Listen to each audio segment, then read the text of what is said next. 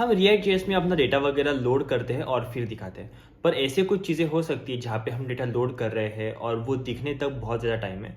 तो उस टाइम हम क्या करते हैं, एक लोडर वगैरह दिखा देते हैं उस चीज़ के लिए कि यूज़र को इंडिकेशन मिल जाए कि वो चीज़ लोड हो रही है। और उस चीज़ के लिए हम यूज़ कर सकते हैं रिएक्ट का सस्पेंस कंपोनेंट। सस्पेंस कंपोनेंट मतलब क्या, ये एक कंपोनेंट है जो अपने अंदर का जो चिल्ड्रन है वो लोड होने तक हमने जो फॉल बैक पास किया है एज अ प्रॉप उसे रेंडर करके देता है। तो देखते हैं कि ये कैसे काम करता है। रेफरेंसेस में इन्होंने बस दो चीज़ें दी है प्रॉप्स में, एक है चिल्ड्रन जो कि एक्चुअली रेंडर होने वाला है कि ये जो चिल्ड्रन है ये suspense, if children suspense while rendering the suspense boundary will switch to rendering fall back. और फॉल बैक क्या रहेगा, अल्टरनेटिव यूआई रहेगी जो रेंडर करेगी जब तक आपका चिल्ड्रन आ नहीं जाता या फिर रेंडर होने के लिए रेडी नहीं हो जाता। इसमें कुछ कैविएट्स है, कैविएट्स जैसे कि क्या दिया है, मैं जूम कर लेता हूँ इससे पहले।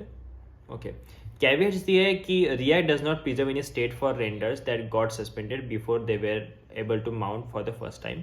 When the component has loaded, React will retry rendering the suspended tree from scratch.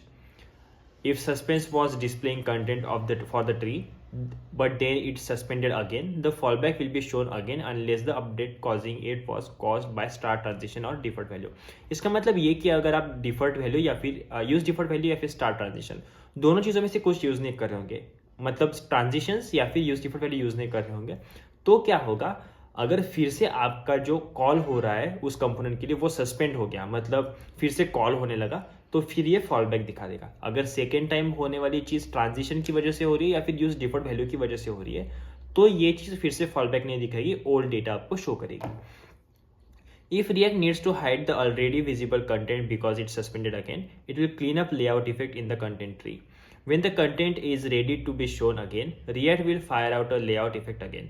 This ensures that effect measuring the DOM layout don't try to do this while the content is hidden. मतलब क्या, जब भी आपके layout effects रहेंगे, layout effect क्या होता है हमने पढ़ा था, यूज लेआउट इफेक्ट से लेआउट इफेक्ट आते हैं अपने पास। और लेआउट इफेक्ट का बेसिक यूज क्या है कि आपको कुछ डॉम के एलिमेंट्स वगैरह मेजर करने होंगे तभी यूज करते हैं हम।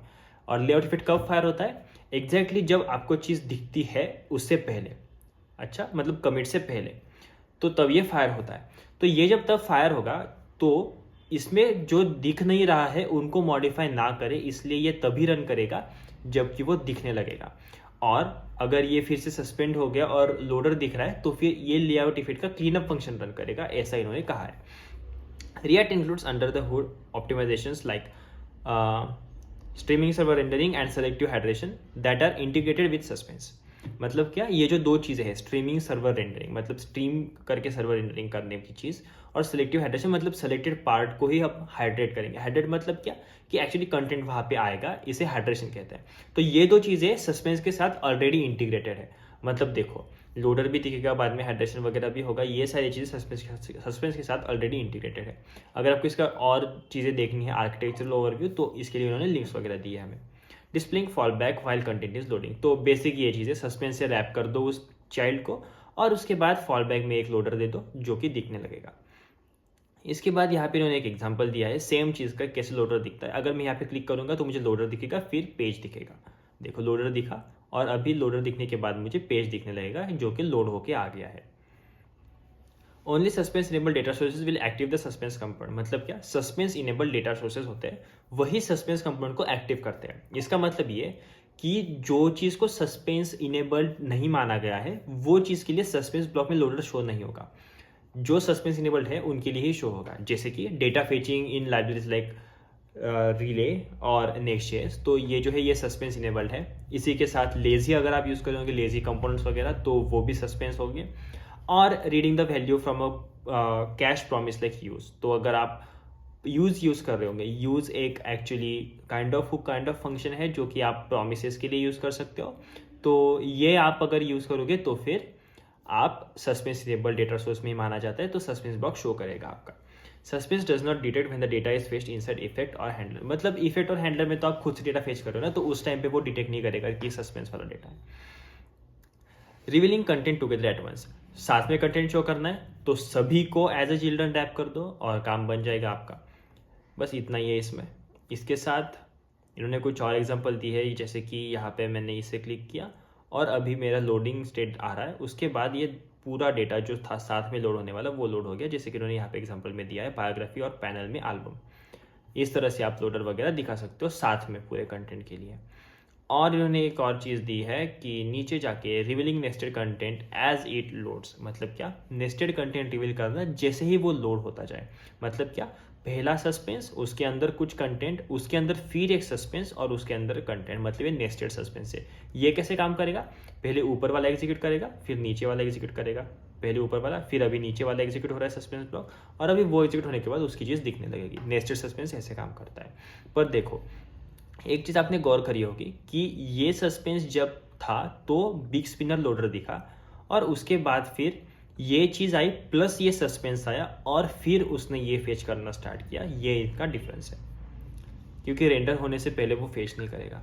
Showing stale content while fresh content is loading. अगर आपको पुराना कंटेंट दिखाना है तो पुराना कंटेंट दिखाने के लिए आप सबसे अच्छी चीज़ जो कर सकते हो वो है ट्रांजिशंस यूज़ करना या फिर यूज डिफॉल्ट वैल्यू यूज़ करना। देखो यहाँ पे क्वेरी है, और यहाँ पे अगर मैं कुछ टाइप करूँगा तो ये लोडिंग आएगा, फिर लोडिंग आएगा, फिर लोडिंग आएगा, पर हमें ऐसा नहीं चाहिए, राइट। देखो ए डाला फिर बी डाला तो लोडिंग नहीं आना चाहिए।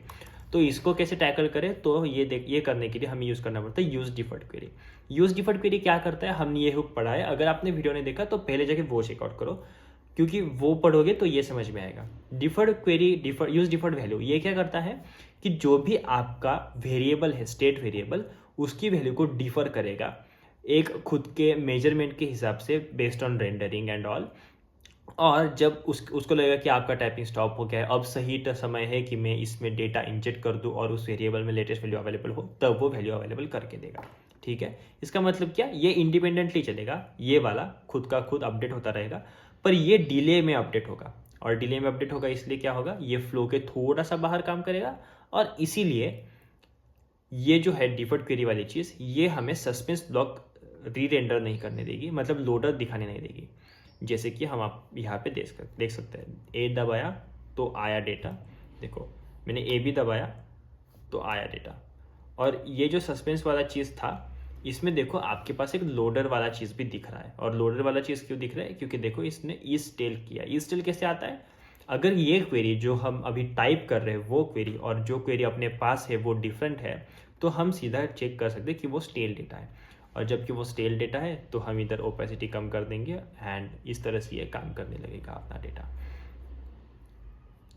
Bot default values transition lets you avoid showing suspense fallback in favor of inline indicators. Transition make the whole update as a non-urgent, so they are typically used by frameworks and router libraries for navigation. Default values, on the other hand, are mostly useful in application code where you want to mark part of UI as non-urgent and let it lag behind the rest of the UI. मतलब जैसे कि मैंने explain किया पहले videos में, और यहाँ पे भी बताया कि वो चीज़ उसके पीछे काम करेगी, उसके साथ पे काम नहीं करेगी, इसलिए ये सारी चीज़ें लैग करेगी। और लैग करने की वजह से वो सस्पेंस वाला जो ब्लॉक था उसे पता नहीं चलेगा कि मुझे लोडर दिखाना है, और वो एट द एंड दिखाएगा नहीं loader. Preventing already revealed content from hiding. पहले ही दिखा हुआ कंटेंट हाइड करने से बचा सकते हैं। कैसे बचा सकते हैं, देखो नेविगेशन के लिए इन्होंने चीज़ें यूज़ करी है, और अभी जो है वो शायद नेविगेट होगा पूरा हाइड हो गया। पर अगर हम यहाँ पे यूज़ ट्रांजिशन यूज़ करेंगे, स्टार्ट ट्रांजिशन यूज़ करेंगे, तो स्टार्ट ट्रांजिशन की वजह से क्या होगा, ये हाइड नहीं होगा, बिकॉज स्टार्ट ट्रांजिशन क्या करता है, लैग करता है चीज़ों को, और इसीलिए ये चीज़ ब्लॉक नहीं हुई और पूरी चीज़ दिख गई हमें एक ही साथ में। Suspense enabled routers are expected to wrap navigation updates into transition by default. Suspense enabled routers जो होते हैं वो इनको ट्रांजिशन में ही रैप करेंगे बाय डिफॉल्ट, ये कन्वेंशन है। Indicating that a transition is happening, मतलब ट्रांजिशन हैपन हो रहा है। ये कैसे कर सकते हैं, यूज ट्रांजिशन नाम का हुक यूज़ कर लो, ये तो हमने देखा ही है। यूज ट्रांजिशन क्या देता है, पेंडिंग, इज पेंडिंग, और स्टार्ट ट्रांजिशन स्टार्ट कर दो, इस पेंडिंग से देख लो कि पेंडिंग है कि नहीं, और फिर आप एक फीडबैक दिखा सकते हो, जैसे कि ये म्यूजिक वाला चीज़ ओपेसिटी कम कर देगा। और इसी के साथ resetting suspense boundaries on navigation. Suspense boundary हम नेविगेशन पे रिसेट कर सकते हैं, कैसे रिसेट कर सकते हैं वो दिया है इन्होंने यहाँ पे। Imagine you're navigating with a user profile page and something suspended. If the update is wrapped in a transition, it will not trigger the fallback for already visible content. That's the expected behavior. However, now imagine you are navigating between two different user profiles. In that case, it makes sense to show the fallback. For example, one user's timeline is different content from another user's timeline. By specifying a key, you ensure that React treats different users' profiles as different components and reset the suspense boundaries during navigation. Suspense integrated routers should do this automatically. मतलब क्या, suspense पे आप एक ID दे दो, ID के हिसाब से suspense boundary अपने आप चेंज हो जाएगी। क्यों चेंज होगी, इसका भी रीज़न है। इसका रीज़न लाया करता है हमारे बहुत ज़्यादा पहले वीडियोज़ में, जो कि लाइक फर्स्ट 10 वीडियोज़ में कुछ है, कि रीज़न ये है कि जब रिएक्ट का एक ट्री बनता है, वो ट्री एक्चुअली री रेंडरिंग वगैरह कैलकुलेट करता है based on the key, because की ये बताती है उसे कि वो ट्री में कौन सी पोजीशन पे है।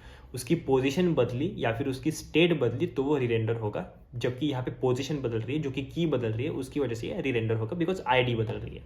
आई होप ये सेंस बना रहा होगा। पिछली चीज़ें जो भी हमने पढ़ी वो सारी चीज़ें इस चीज़ों का बेस है, तो वो वीडियो चेकआउट करना बिल्कुल मत भूलना। ट्रबल शूटिंग के लिए कुछ गाइड्स दिए हैं, जैसे कि how do I prevent the UI from being replaced by a fallback during an update. कैसे प्रिवेंट करते हैं? स्टार्ट ट्रांजिशन, दो ही चीज़ें, स्टार्ट ट्रांजिशन और यूज डिफॉल्ट वैल्यू, जो भी सही लगे आपको जिस जगह पे वो आप यूज़ कर सकते हो। तो बस सस्पेंस बाउंड्री में सस्पेंस कंपोनेंट में इतना ही है। तो अगर आपको ये पसंद आया होगा तो वीडियो को लाइक करना मत भूलना, अपने दोस्तों के साथ शेयर कर देना वीडियो को, और चैनल को सब्सक्राइब करना बिल्कुल मत भूलना, क्योंकि सब्सक्राइब करोगे तो मोटिवेशन आएगा मुझे, और मैं और ऐसे ही वीडियोस बना पाऊंगा, नॉलेज शेयर कर पाएंगे हम, और साथ में ग्रो हो पाएंगे। अगले वीडियो में मिलते हैं, जहाँ पे ये कंपोनेंट तो खत्म हो चुके हैं, इसके बाद वाली चीज़ें हम देखने वाले हैं, जो कि है आई गेस क्या है देखना पड़ेगा। इसके बाद है अपने एपीआई में सबसे पहले हम आई गेस देखेंगे एक्ट। एक बहुत अच्छी चीज़ है जब आपको असर्शंस वगैरह करने होंगे, तो हाँ ये देख लेंगे फिर अगले वीडियो में। तो मिलते हो उस वीडियो में, तब तक थैंक यू, बाय बाय।